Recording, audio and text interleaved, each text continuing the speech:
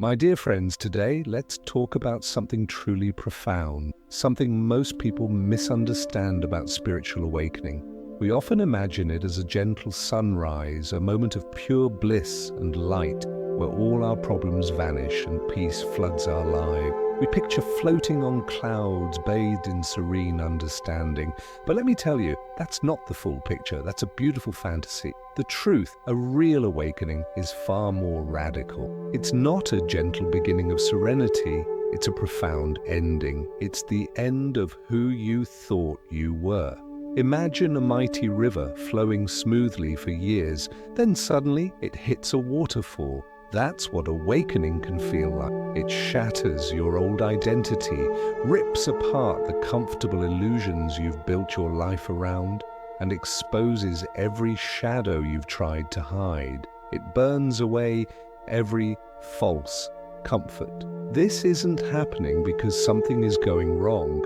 It's happening because something is finally going right. Your soul is breaking free. And the ego, that part of you clinging to the familiar, is absolutely terrified because its reign is ending. Most people don't survive this initial shock. They retreat, they numb themselves, they run back to the familiar lies because, let's be honest, waking up can hurt far more than staying asleep ever did. But if you're truly seeking truth over fleeting comfort, then stay with me. This journey, though challenging, promises a life of genuine freedom and, yes, even a deeper understanding of financial prosperity that goes beyond mere accumulation. The first big truth is this: your old identity must die, and I mean completely, unapologetically, without negotiation. You simply cannot carry the weight of who you used to be into the light of a new consciousness. The version of you that was shaped by survival, by past traumas, by societal conditioning, by fear, and by your ego, that version isn't equipped to walk the path of spiritual truth. That identity was built to protect you, not to free you.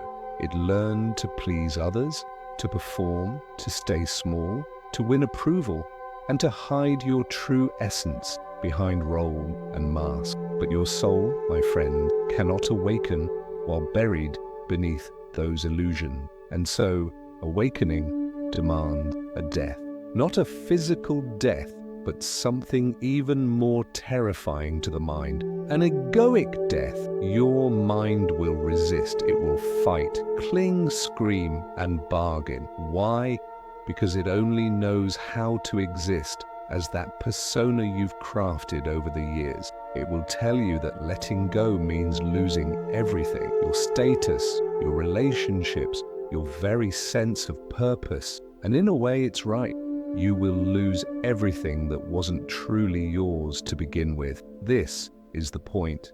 You will feel like you're unraveling, like you're going insane, like you no longer know who you are or what this life even means. And that, my dear ones, is the moment of true initiation. That is the funeral of your false self, and it must happen if you are to be reborn into what is real. Think of a caterpillar. It doesn't become a butterfly by stretching its wings inside its old shell. It dissolves, it becomes unrecognizable, and so must you. There is no spiritual awakening without this profound destruction of the old. If your journey has been comfortable so far, perhaps you haven't truly begun yet. Now you might be thinking, what does this have to do with financial prosperity? Everything.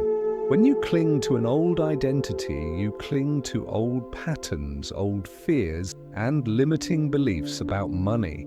You might believe you're not worthy of abundance or that wealth is inherently bad. When that old identity dies, you free yourself from these self-imposed limitations. You create space for new possibilities, new ways of attracting and managing resources that are aligned with your true, awakened self.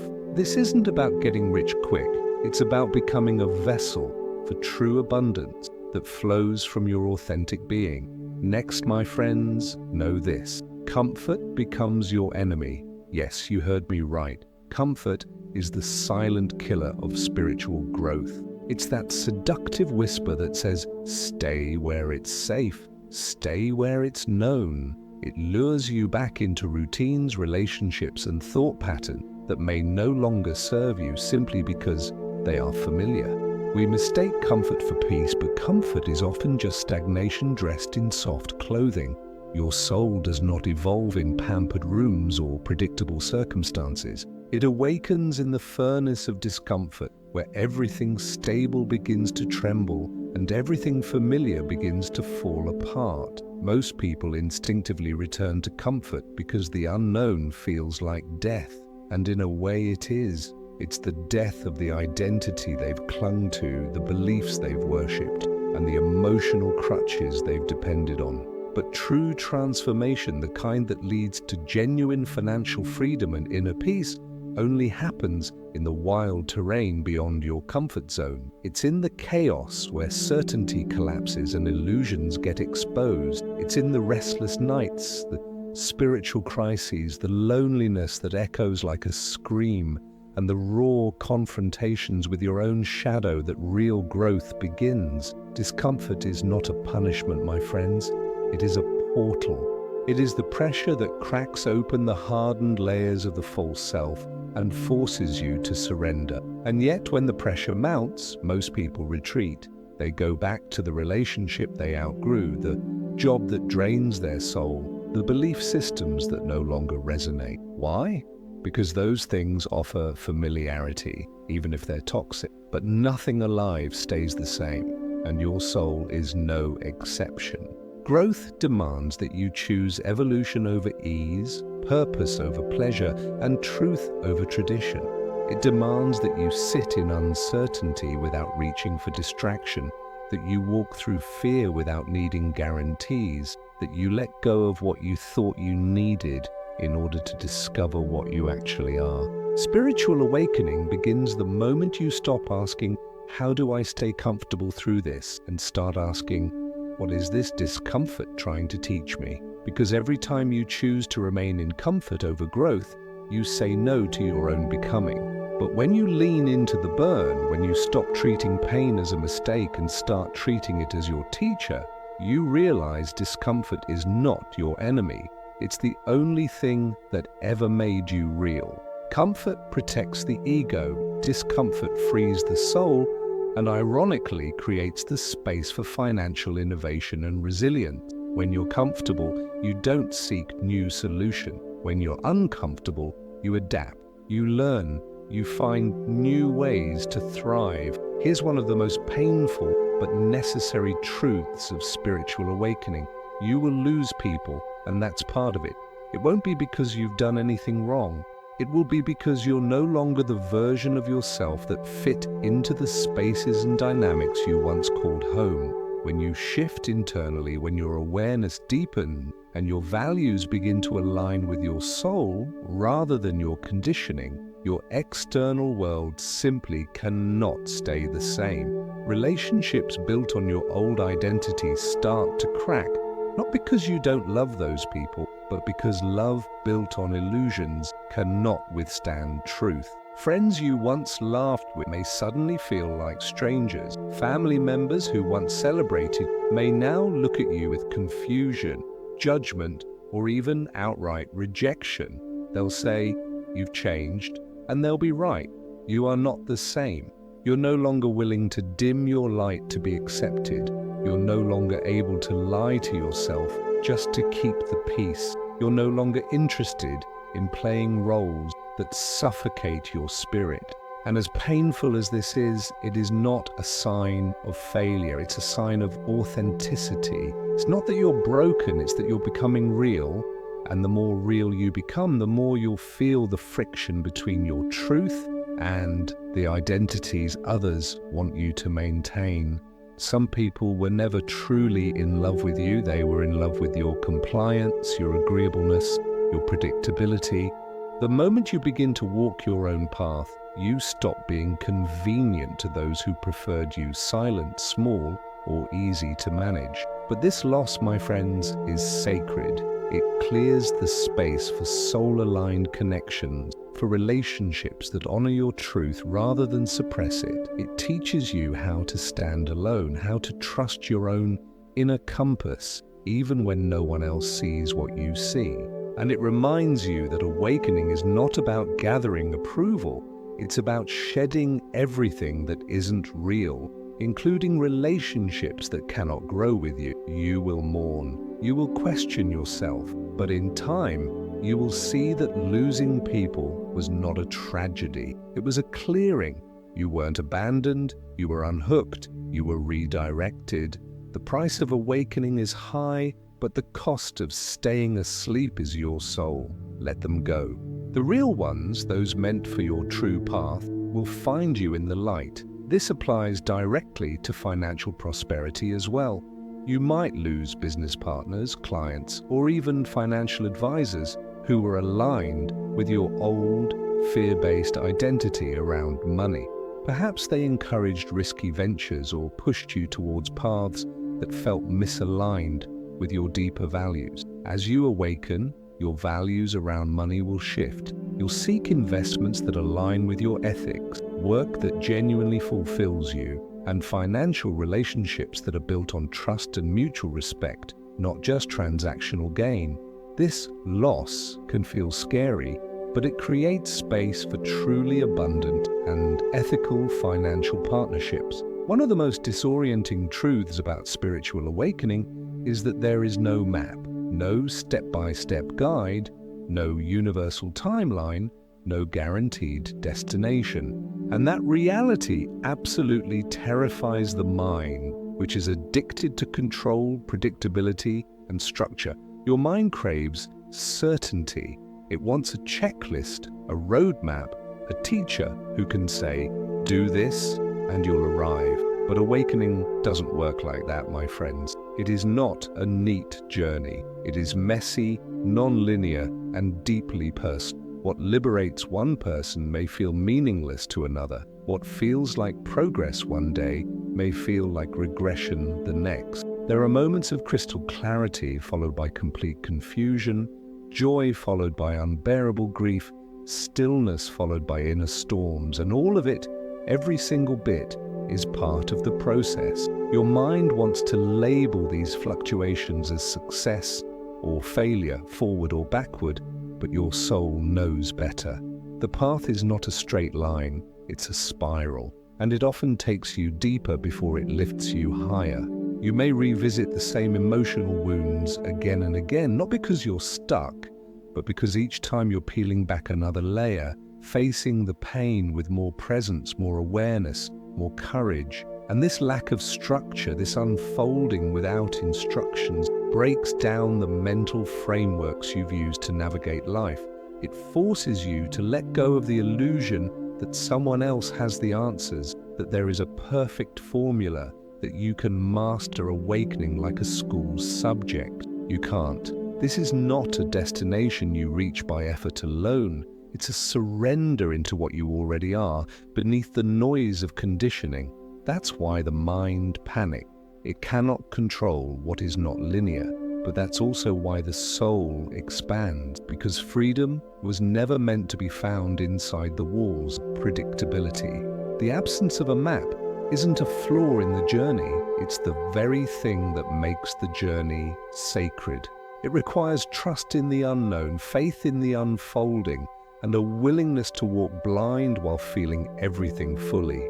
You are not here to follow someone else's path. You are here to walk your own, even if no one understands it, even if you don't understand it. Because awakening is not about reaching a fixed end point. It's about becoming radically honest, deeply present, and fully alive in a process that can't be controlled, only surrendered to.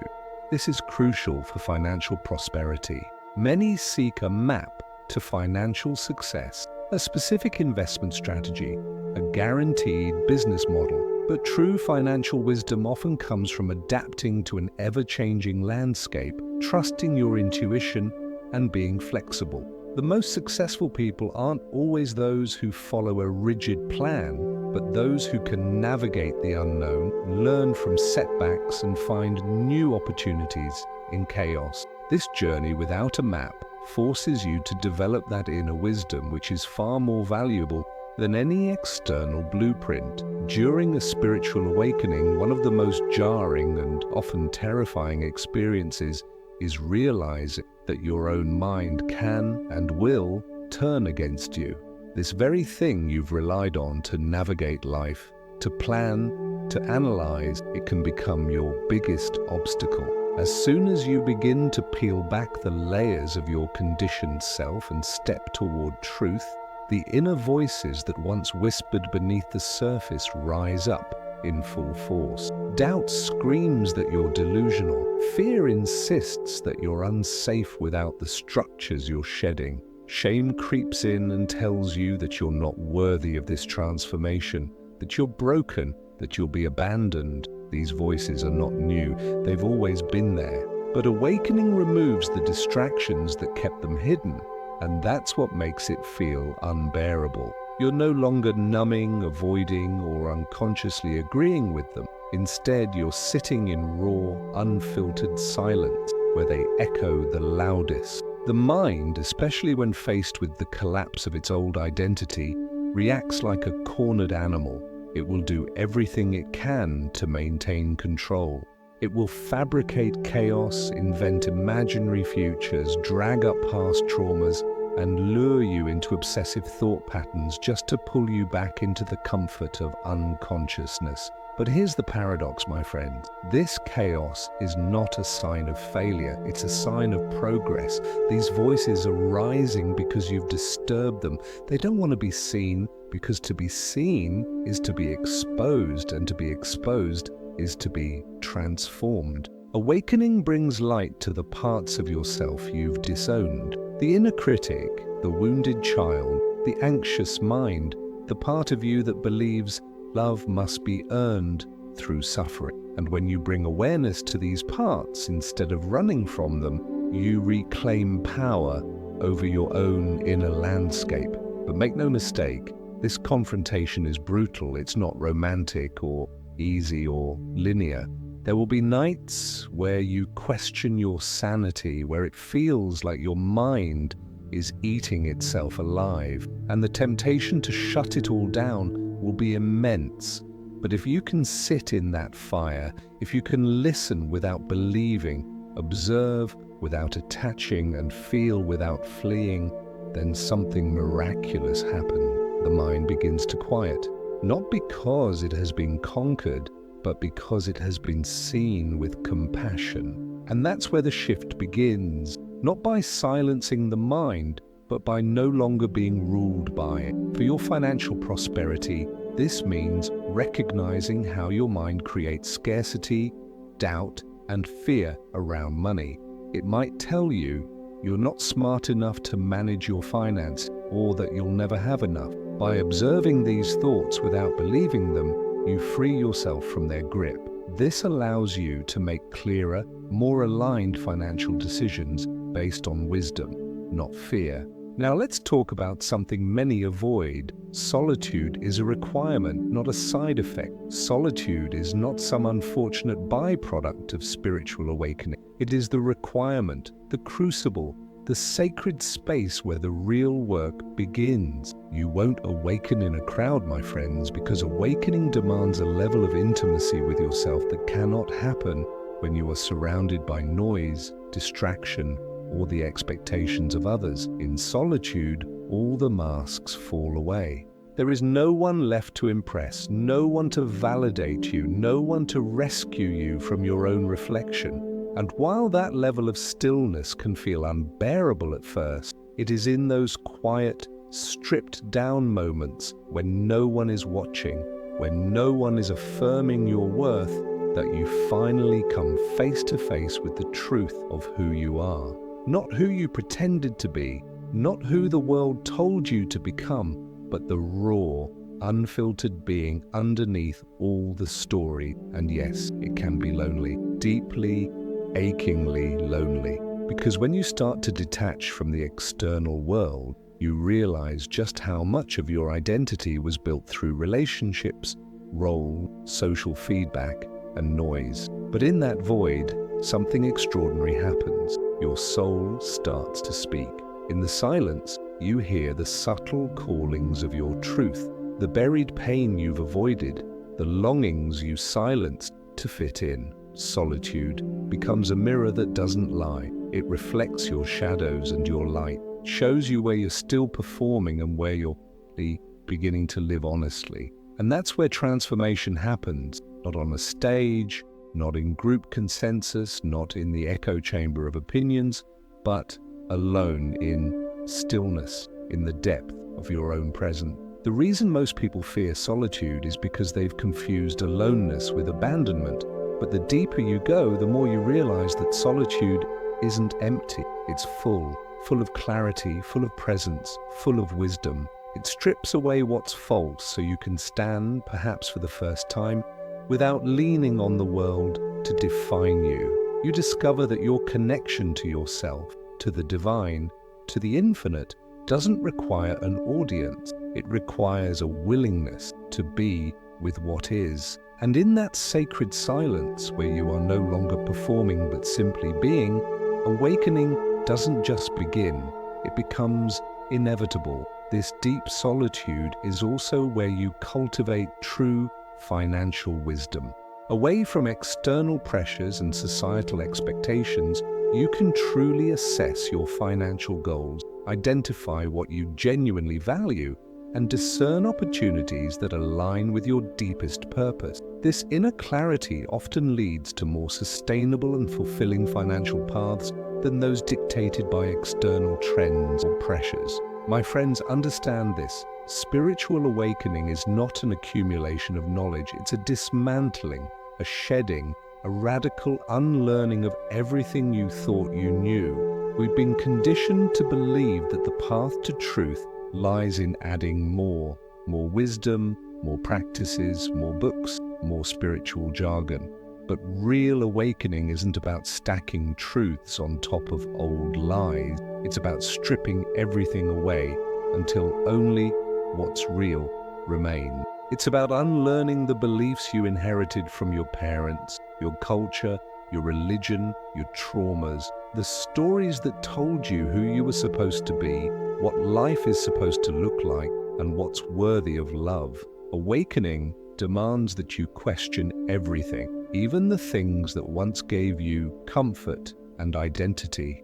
It asks you to let go of labels, doctrines, achievements, and social role, not because they're inherently wrong, but because you've confused them with you. And so the process feels like destruction. It is the dismantling of the mental scaffolding you built your life upon. The ego will panic because it equates unlearning with loss. But what you're losing are illusion. You were not born broken or incomplete, you were born whole. But from the moment you entered the world, you were taught otherwise. Taught to seek approval, to fear failure, to chase happiness outside of yourself, to see separation where there is unity. Awakening is the slow, often painful peeling away of all those lies. It's realizing that many of your thoughts aren't even yours. They're echoes of systems, survival mechanisms, and outdated beliefs passed down like heirlooms. And this process is not glamorous. There's no applause, no external validation, just a deep unraveling that often leaves you feeling like you know less now than you ever did before. But that emptiness, that not knowing, is the beginning of truth.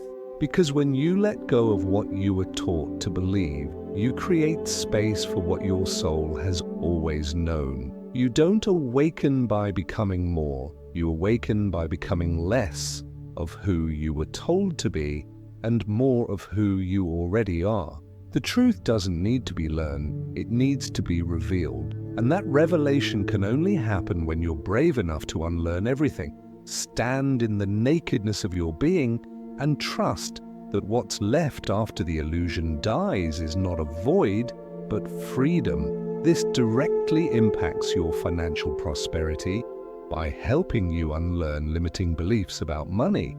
Perhaps you were taught that money is evil, or that you have to struggle to earn it. Unlearning these falsehoods frees you to create a relationship with money that is based on abundance, generosity, and ethical creation, rather than fear or scarcity. You begin to understand that true wealth is not just about accumulation, but about conscious creation and mindful use of resources. When the pain of spiritual awakening rises to the surface, and it will, often without warning, your instinct will be to run. You'll crave distraction, comfort, anything to pull you away from the rawness. You'll reach for your old escapes, the scrolling, the food, the endless work, alcohol, the busyness, the relationships that kept you from feeling too deeply. Not because you're weak, my friends, but because numbing has been your survival mechanism for years, maybe your whole life. You were never taught how to sit with your pain, only how to manage it, mask it, intellectualize it, or suppress it. And so when grief, fear, shame, or anger come up in full force during awakening, your nervous system screams for relief and your mind races for an exit. But the truth, the uncomfortable, unyielding truth, is that presence is the only way through. Presence doesn't judge the pain or try to fix it. It simply allows it. It holds space for the messy, chaotic, uncomfortable parts of you that are surfacing, not to punish you, but to be integrated and finally set free. Numbing only delays the process, prolongs the suffering, keeps the wounds buried and festering. But presence, the courageous act of staying with yourself in the discomfort, is both the medicine and the mirror. It's the medicine because it allows healing to begin in the very place the pain was born, in your nervous system, in your subconscious, in your body. And it's the mirror because it reveals what the pain is trying to show you, where you've abandoned yourself, where you still carry stories of unworthiness, where your fear has been running the show. Most people never awaken fully because they refuse to feel. But awakening is not a concept to be understood, it's an experience to be lived through. And presence is the portal. It requires sitting in the fire without flinching, breathing through the ache without escaping, witnessing the storm without needing it to end on your timeline. And when you stay, when you truly stay, you realize the pain was never your enemy. It was your invitation. It came up not to destroy you, but to show you where your soul was still trapped in old stories. So when the craving to numb arises, pause, breathe, feel, and remember, the pain is not asking to be solved, it's asking to be seen. This direct confrontation with your inner discomfort is vital for financial well-being. Often, financial anxiety, fear of loss, or even compulsive spending are rooted in unaddressed pain. By practicing presence, you can identify these underlying emotional triggers, allowing you to make conscious financial choices rather than reacting from unconscious wounds. This leads to a healthier, more peaceful relationship with money. One of the most humbling and jarring revelations during a spiritual awakening is the realization that you were never truly in control, not of your life, not of your circumstances, not even of your own path. For years, maybe decades, you lived under the illusion that if you just tried hard enough, planned well enough, controlled every detail, and managed every outcome, you could build a predictable, safe, and orderly life. But awakening shatters that illusion like glass, leaving you face to face with the vast, wild unknown and the terrifying beauty of surrender.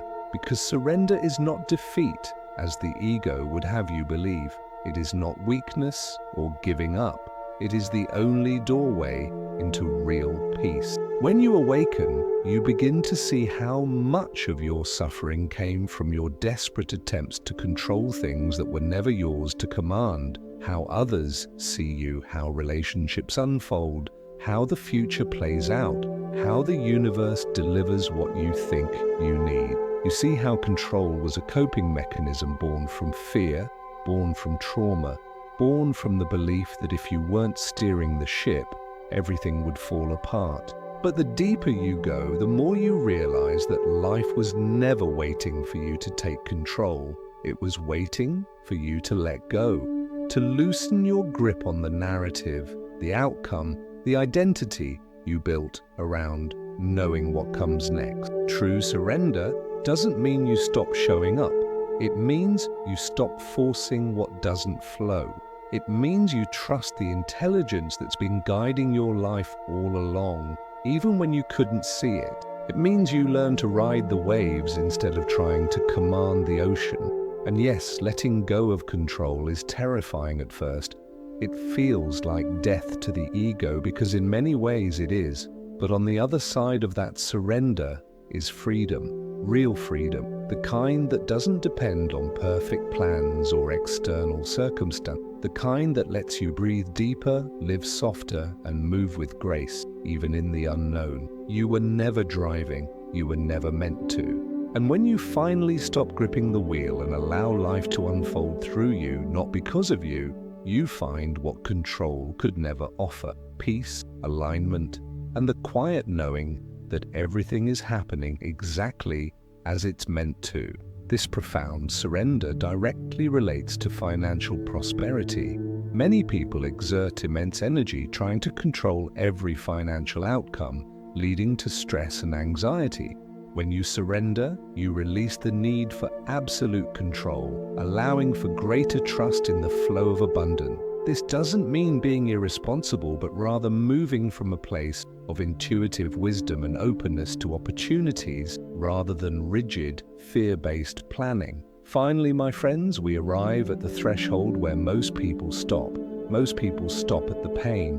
When faced with the pain of awakening, they get a glimpse of the truth, a flicker of something deeper, something real. And then they retreat. Not because they don't want to awaken, but because they didn't expect the process to hurt that much. They thought awakening would feel like bliss, not like being ripped apart from the inside out. But the truth is, awakening is a death before it's a rebirth. It burns through everything false, the masks, the roles, the attachments, the identities you've clung to for survival. And that burning, emotional, psychological, even physical, feels like too much for most people. So they go back to the distraction, the comfort, the noise, the numbness, back to sleep. But those who are willing to keep walking, who don't run from the fire but through it, discover something far greater than fleeting happiness. They discover liberation. Because on the other side of the pain is not a better version of your old life. It's the end of the illusion that you needed that life to be whole in the first place. Liberation is not about escaping suffering. It's about no longer being bound by it. It's the freedom that comes when you stop fighting reality, when you stop needing things to be different to feel at peace. But to get there, you must be willing to sit in the dark long enough for your eyes to adjust. You must face the grief, the shame, the fear, the disillusionment, not as enemies to be conquered, but as messengers guiding you back to truth. Pain is not the end of the road, it's the beginning